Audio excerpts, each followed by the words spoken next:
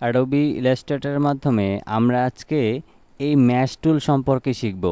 এই ম্যাশ টুল দিয়ে আমরা কি করতে পারি সেই বিষয়টা আজকের এই ভিডিও থেকে সম্পূর্ণটা ক্লিয়ার হব। তো চলুন শুরু করে দিচ্ছি। আমরা এখান থেকে এই শেপটাকে ডিলিট করে দিচ্ছি। প্রথমে আমরা এখান থেকে ধরেন একটা পাতা তৈরি করে নিচ্ছি। আমি এটাকে গ্রিন কালার দিয়ে দিলাম এবং এখান থেকে আমি এই দুইটাকে সিলেক্ট করে শেপ বিল্ডার টুল দিয়ে কেটে নিলাম। এখন এখানে আমাদের যে কাজটা করতে হবে, এটার মধ্যে আমরা ম্যাশের কিছু কাজ অ্যাপ্লাই করব। তো এইখানে আমাদের যে শেপটা রয়েছে এই শেপটাকে সিলেক্ট করে আপনি এখান থেকে এই ম্যাশ অপশনে যাবেন।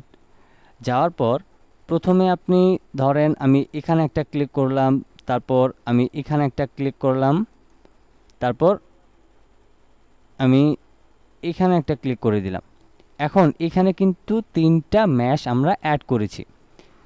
এখন আমরা যদি ডিরেক্ট সিলেকশন টুলে গিয়ে আমরা এই মাঝখানের ম্যাশের যে অংশটা আছে এটাকে সিলেক্ট করে আমরা এই কালারটা অ্যাপ্লাই করি, দেন দেখেন 3D টাইপের একটা শেপ কিন্তু তৈরি হয়ে গেল। এরপর হচ্ছে ধরেন আমরা এখান থেকে এই শেপটাকে সিলেক্ট করে আমি যদি এই কালারটা দেই এবং এখান থেকে যদি আমি এই কালারটা দিয়ে দিই, আমাদের ডিফারেন্ট কিন্তু একটা পাতা তৈরি হয়ে গেল। তো এটাকে কিন্তু আমরা আরও অনেকভাবে এখানে অনেক ধরনের কালার অ্যাপ্লাই করতে পারবো।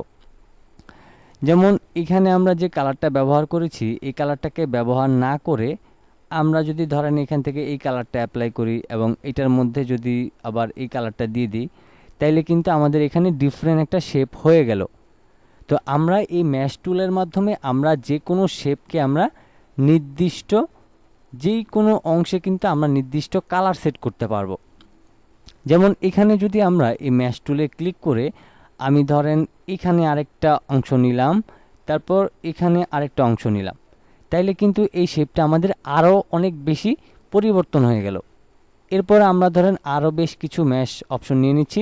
তবে এখানে একটা বিষয় আছে, আপনি যখন ম্যাশের উপর ম্যাশ টুলটা সিলেক্ট করে এখানে যেখানে ক্লিক করবেন আপনার এই ফিল কালারের যে কালারটা থাকবে সেটা কিন্তু সেট হয়ে যাবে এখানে।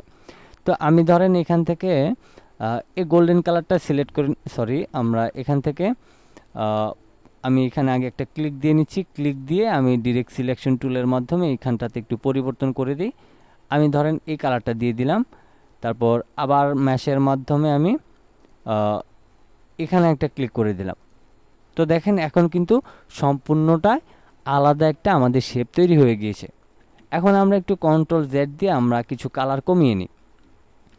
তো এইখানে এই যে ম্যাশটা রয়েছে এখানে চাইলে আপনি নির্দিষ্ট যে কোনো ধরনের কালার কিন্তু অ্যাপ্লাই করতে পারবেন। এবং এখানে আমরা একটা ক্লিক, দুইটা ক্লিক, শুধুমাত্র 3টা ক্লিক দিয়েছি। এখন আমরা যদি এগুলির মাঝখানে আরও ক্লিক দিতে চাই তাইলেও কিন্তু আমরা এখানে ক্লিক দিতে পারবো। আমি ধরেন এখানে একটা ক্লিক দিয়ে দিলাম, তারপর আমি এখানে এতটুকুই নিলাম আমি ধরেন।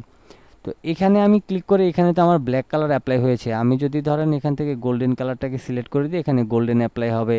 তারপর এখানে সিলেক্ট করে আবারও গোল্ডেন কালারটা দিলাম, গোল্ডেন অ্যাপ্লাই হয়ে গেল।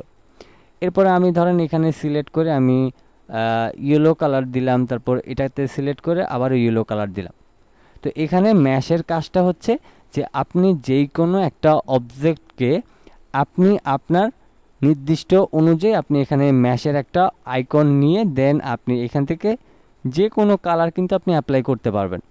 এবং এখানে যদি আমি এটাকে সিলেক্ট করে আমি গ্রেডিয়েন্ট কালার দিই সেটা কিন্তু আবার অ্যাপ্লাই হবে না।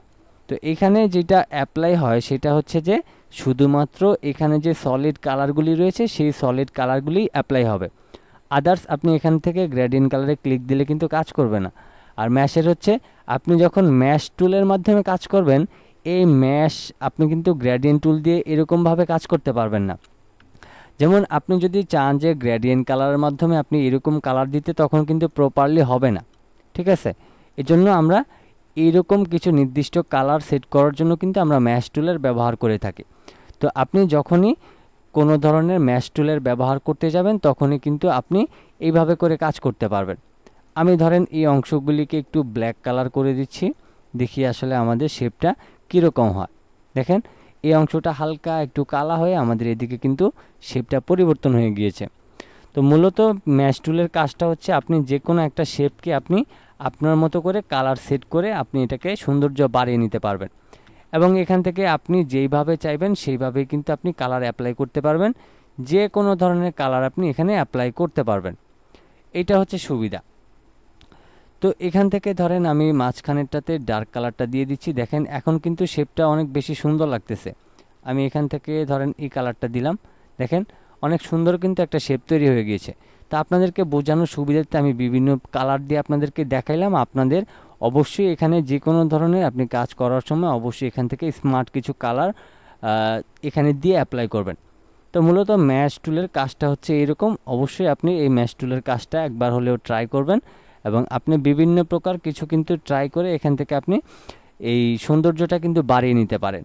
যেমন এখানে হচ্ছে দেখেন আপনি যদি এখানে একটা ম্যাঙ্গো তৈরি করতেন, তখন দেখা গেছে যে ধরেন সবটা অংশ, যেমন আমি ধরেন এটাই একটা ম্যাঙ্গো, এখন আমি এই অংশটাতে গ্রিন কালার দিয়ে দিলাম।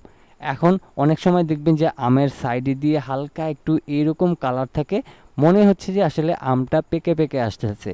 তো এই বিষয়গুলি বোঝানোর জন্য আসলে আমরা ম্যাশ টুলটাকে ব্যবহার করে থাকি এবং এই ম্যাশের কাজটা ঠিক এই রকম। আজকের মতো ভিডিওটা এই পর্যন্তই ছিল। সবাই ভালো থাকবেন, সুস্থ থাকবেন। আল্লাহ হাফেজ।